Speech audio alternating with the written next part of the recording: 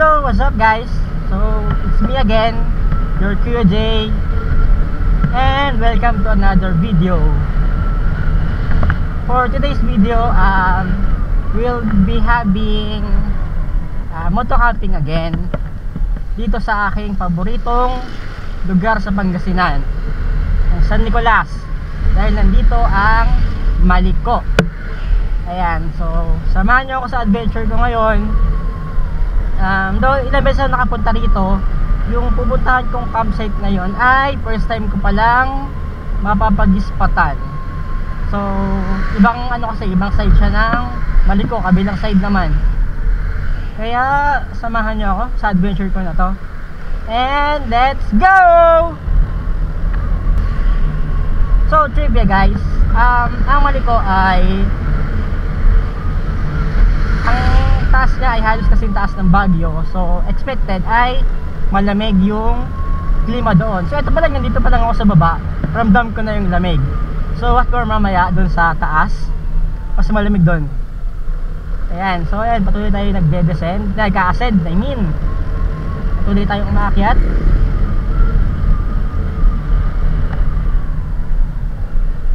Ayan, puro kurbada. Ayan, sabi nila, kaya daw tinawag to ng Maliko kasi puro daw liko, puro paliko-liko kasi puro kurbada. Ayan, and trivia again guys, ang Maliko nga pala ay pinaghahatian, or sabi nila pinag-aagawan ng dalawang munisipalidad ng dalawang probinsya, which is ang San Nicolas, Pangasinan, at ang Santa Fe, Nueva Vizcaya. Ayan, pinagagawan yung Maliko. Ayan, kasi itong kalsada na to, pag tinumbok mo to, ang labas nito ay sa Santa Fe, Nueva Ecija na.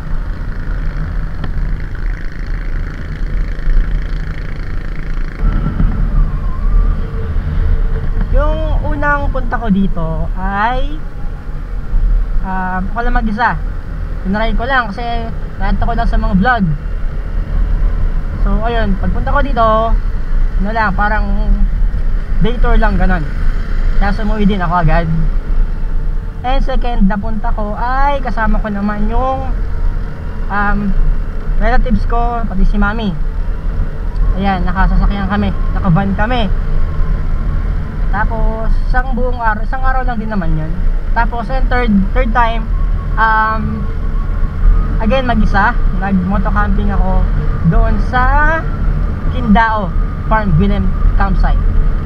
Ayan, and this time sa ibang spot naman ako magka-camping. Medyo makulimlim, pero still kita mo pa rin yung view.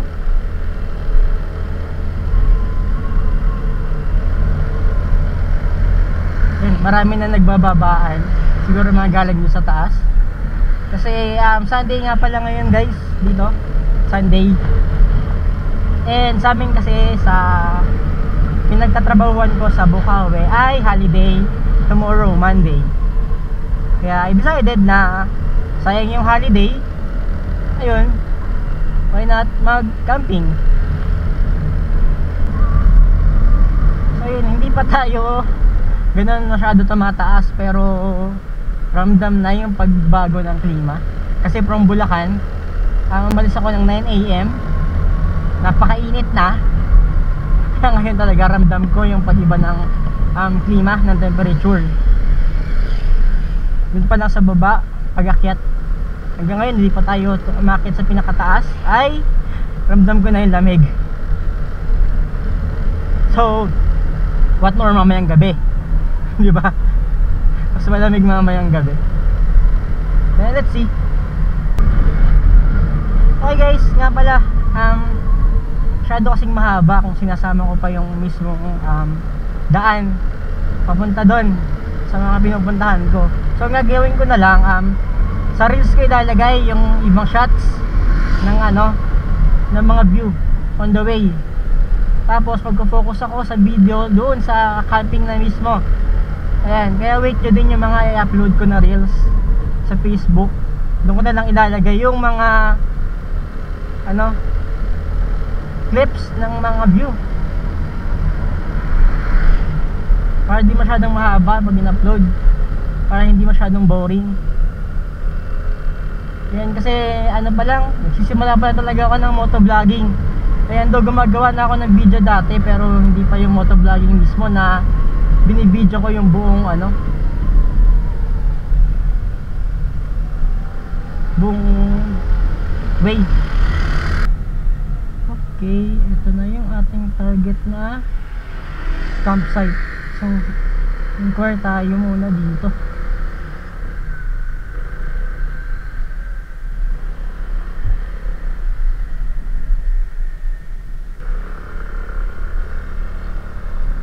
So, ayan, sabi ni nanay, pwede daw camping sa baba. So, tayo ay bababa na doon. At nang sabi niya, dahil mag-isa ako, the place is mine.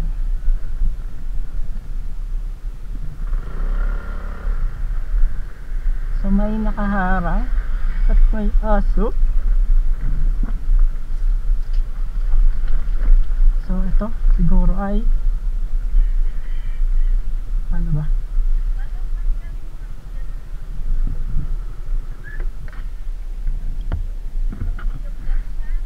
Nakakawala po. Ito po. Ito.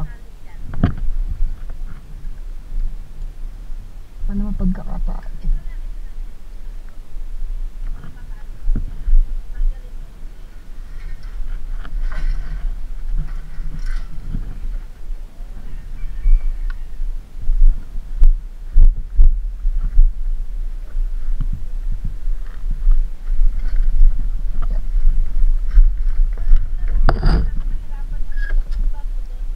Sige po. So, kaya may ganito kasi nakakawala daw yung mga alaga nilang gansa. So, syempre ayaw nagtanggal, ibabalik natin.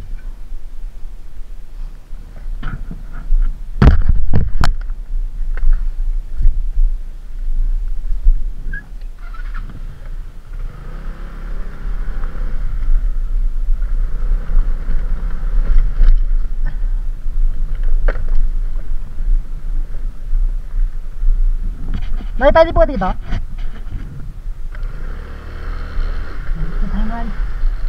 Park ng ating sasakyan.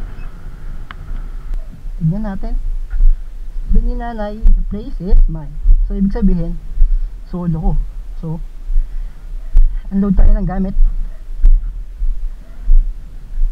Una natin ibababa ay itong bag na may tent.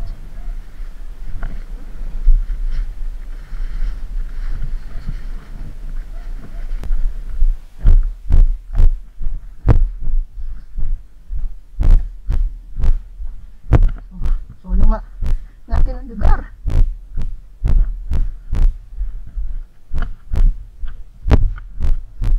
From parking, yun na, kita na yung sa pwede mag-pump.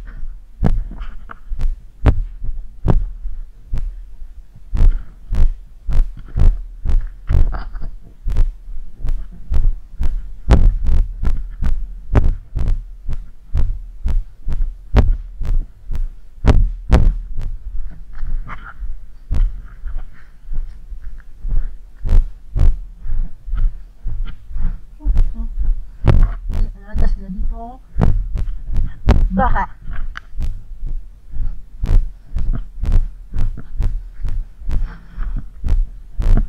pagod. Bigat dala natin.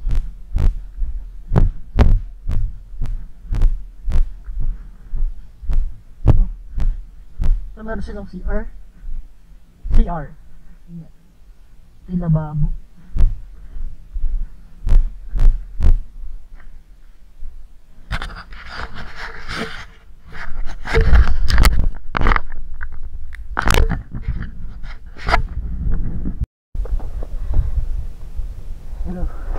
So guys, nakapili na tayo ng spot natin na pagtatayuan ng tent natin.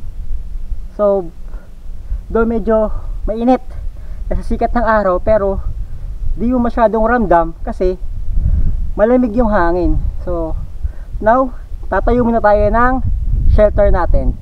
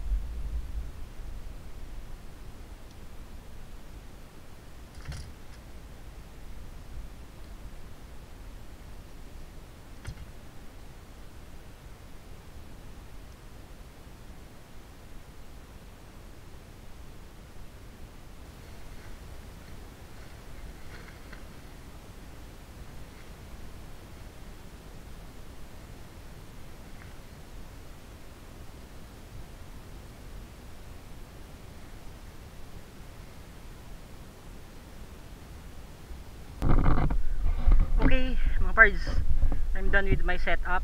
So yan ang aking tent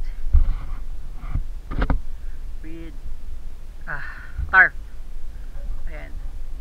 Tapos dito sa labas nakaset up yung chair ko.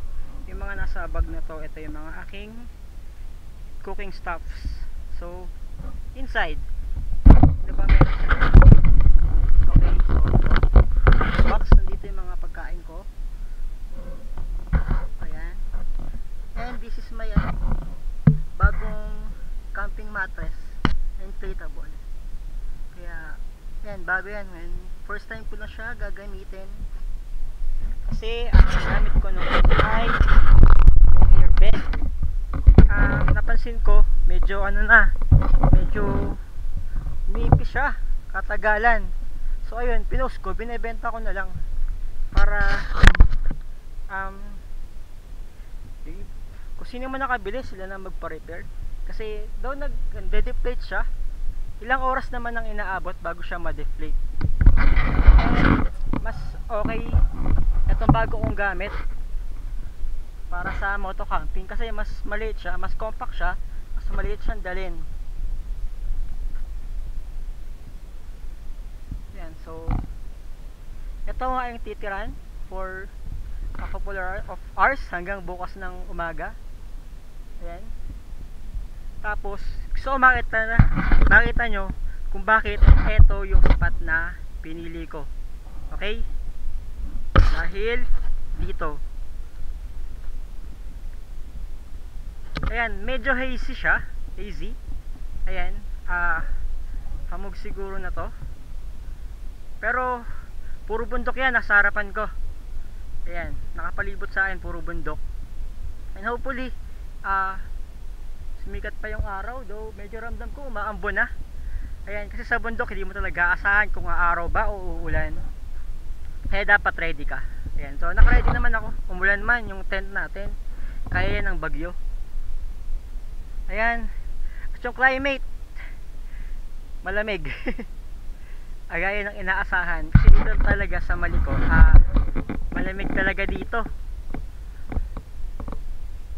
Ayan, so medyo pahinga muna ako sa haba ng biyahe, napagod tayo pati sa pag set up ng ating shelter, kaya pahinga muna ako. So kita-kits later. So mga pards, quick tour ko muna kayo dito sa campsite na aking tutulayan. So ang pangalan ng campsite ay Tamang Dikalit View Deck and Campsite. So lalagay ko na lang sa comment section yung Facebook nila para pwede kayong mag-inquire, malaman yung mga rates dito. Pero kanina upon asking dun sa kay nanay, 150 daw per head ang overnight, basta may dala kang mga sarili mong gamit. Okay, so quick tour tayo. Okay, from here, ito yung aking tent. So tayo ay aakyat dito. Ito na yung pinakadulo ng campsite kasi may barbell dyan. Hanggang dyan lang yung campsite. Ayan, so as you can see, merong pine tree. So pag malamig, alam na, present ang pine tree.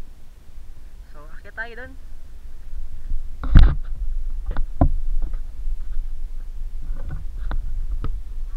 So, dito meron silang mga A na hut. Ayan, ewan ko na pinaparentahan nila to, pero ewan ko lang kung magkano yung rates. So, inquire na siguro kayo para malaman nyo kung magkano. So, sa area na to meron mga pahingahan, mga upuan, may mga lamesa dito. Yan, sa ilalim na pine tree na to. Tapos dito, ayan, akit lang ng konti. Ayan yung alaga nilang gansa. Yan, ito yung kanilang CR. So, ito dito merong lababo. Uy, gulat ako, kala ko rin ako ng pag gansa. Ayan. Oh, walang tubig. Sabihin ko mamaya dun sa taas. Tapos ang CR. So, ulit lang, linis.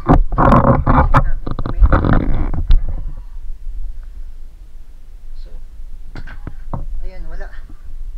Maya sabihin natin sa taas.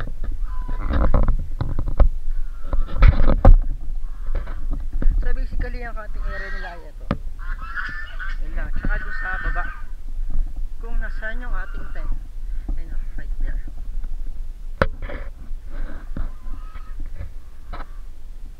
Dito. Ayan. Mountain side view pa din. Ano pa lang yung paingin ng mga gansa. Ayan. Tapos dun sa taas may kainan doon sa kanila din. May view deck din doon.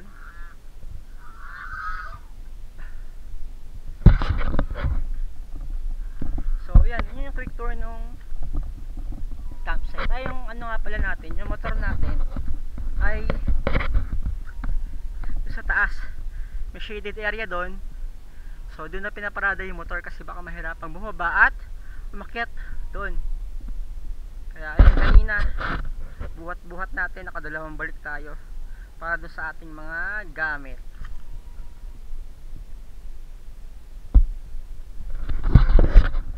Ayan.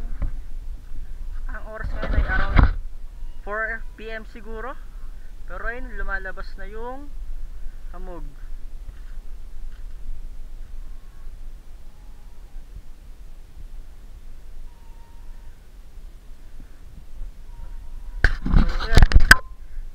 Basically, yun na yung campsite. Ayan. So, pangalan na campsite ay Tamang Di Kalit. So, ayun, at di pa ito masyadong sikat kasi merong dalawang campsite dito na sikat eh. Yung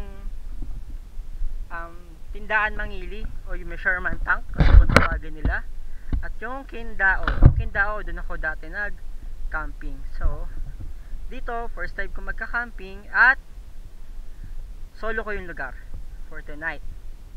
Kung may darating man, okay lang, huwag lang silang maingay. Pero as of now, solo ko yung lugar.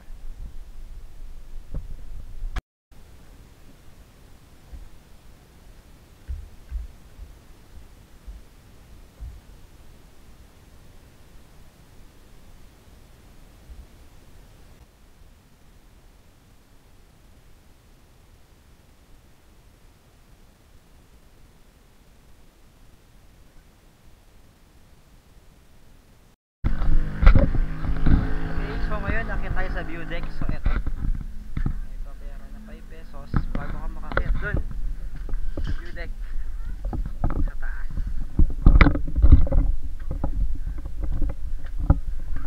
So this is my second time na makakit dito sa view deck nila. Last year din, November, kasama ko nga sila mami nun.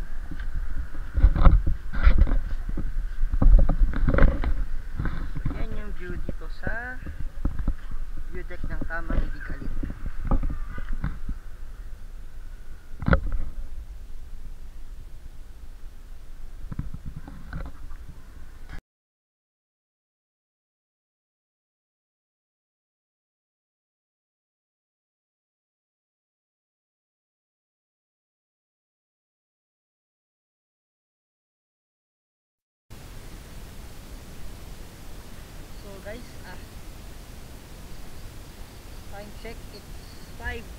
5:30 na. So padilim na, kaya mag start na ako magluto ng aking kakainin para ngayong hapunan. Doon na rin ako.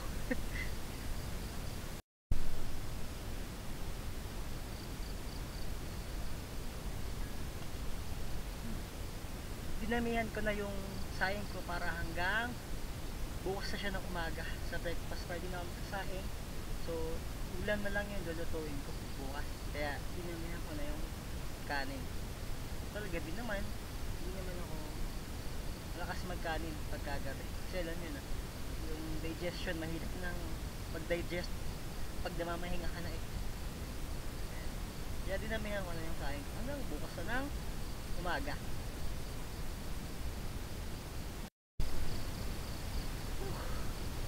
Medyo madilim, so ewan ko nakikita nyo kasi maitim ako. So mahina kasi itong camera natin sa dilim, so hindi siya ganun kaganda pag madilim. Ayan, so unti-unti lumalamig na.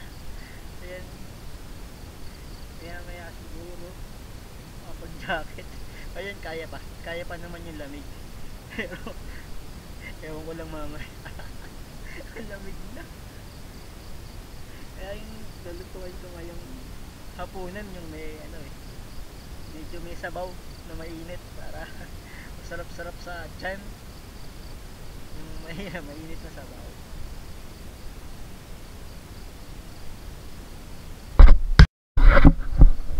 Ayan, ito nakikita nyo, ito ang lulutuin natin ngayong gabi para dinner. Ayan, pasabawan ko ng miswa para masarap. Sasabawan ko tapos lalagyan ko ng miswa para mas masarap.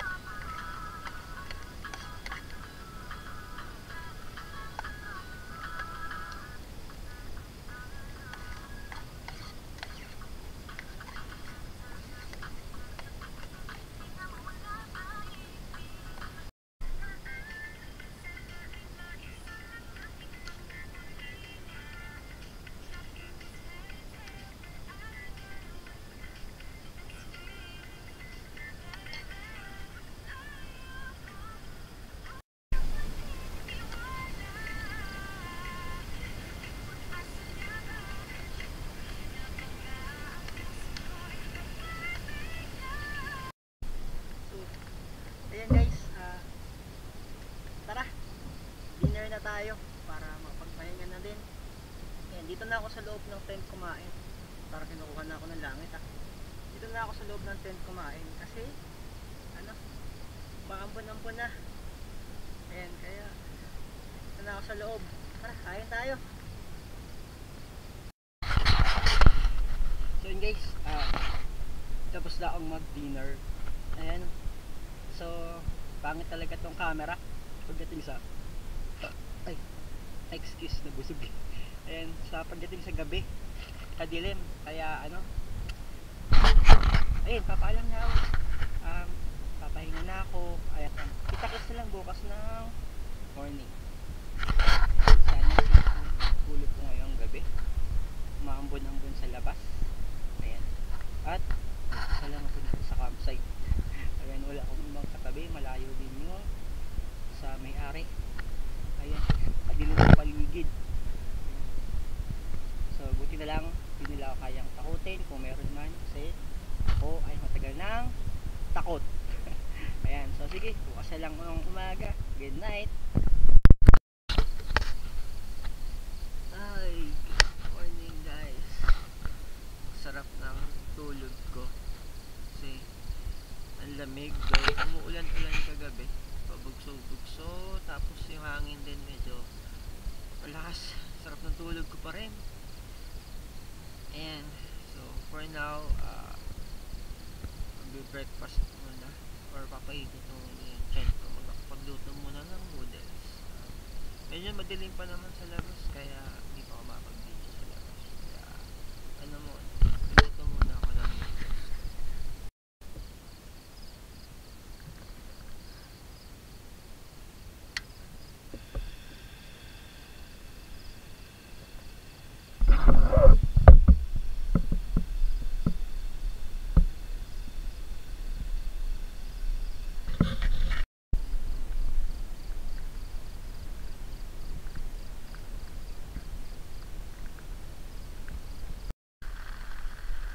Okay,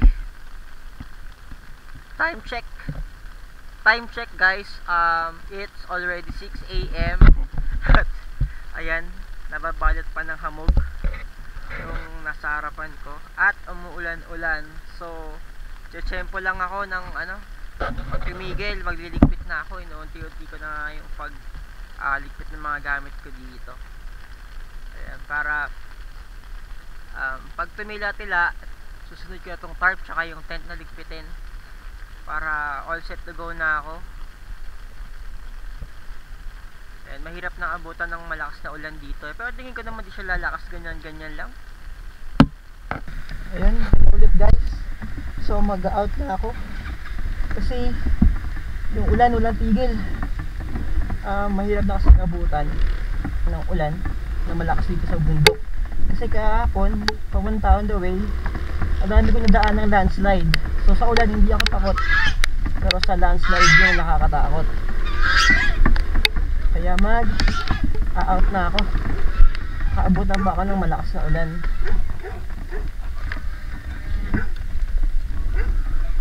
Mahirap na. Kaya ano, ninigurado tayo.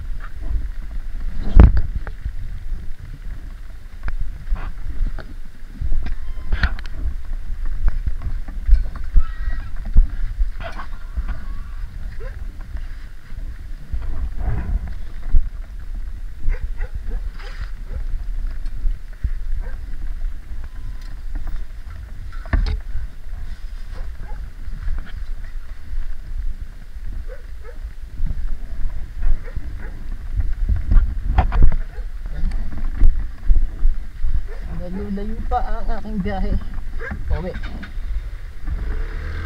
So pagka gantong maulan, mas mabagal ako mag-drive. Alam na, for safety. Bago tayo umalis, paalam muna tayo kay nanay. Boss, out na. Baka abutan pa ka ng malakas na ulan eh. Ha? Apo, dito na po.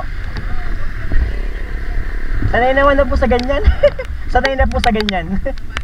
Sige po, salamat po. Sa ulitin po.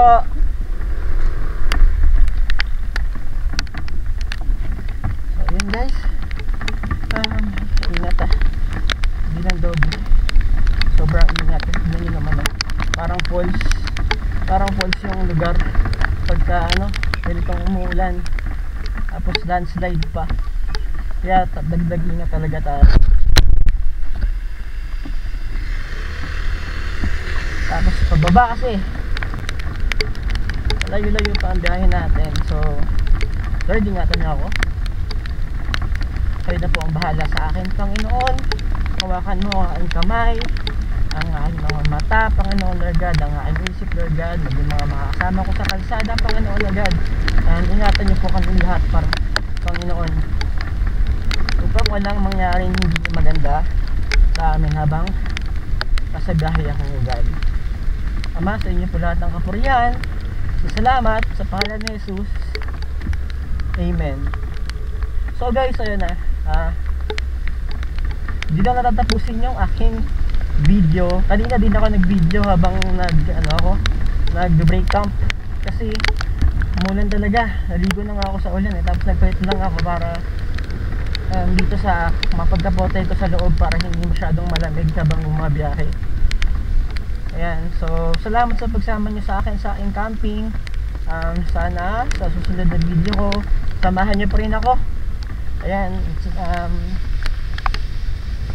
marami pa akong ipapakita sa inyo na magagandang lugar dito sa Pilipinas at magpapa-experience sa inyo ng mga ginagawa ko sa camping.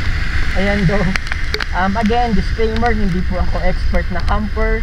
Ako po ay enthusiast lang, masaya lang akong ginagawa ang pagka-camping. Kaya kung meron man akong mga nagawa sa tingin nyo ay hindi tama sa pagka-camping ay pasensya na, pero ayan, masaya ako sa ginagawa ko. Yun naman siguro mas mahalaga. Okay, thank you, God bless sa inyo lahat. See you sa susunod kong video. Salamat.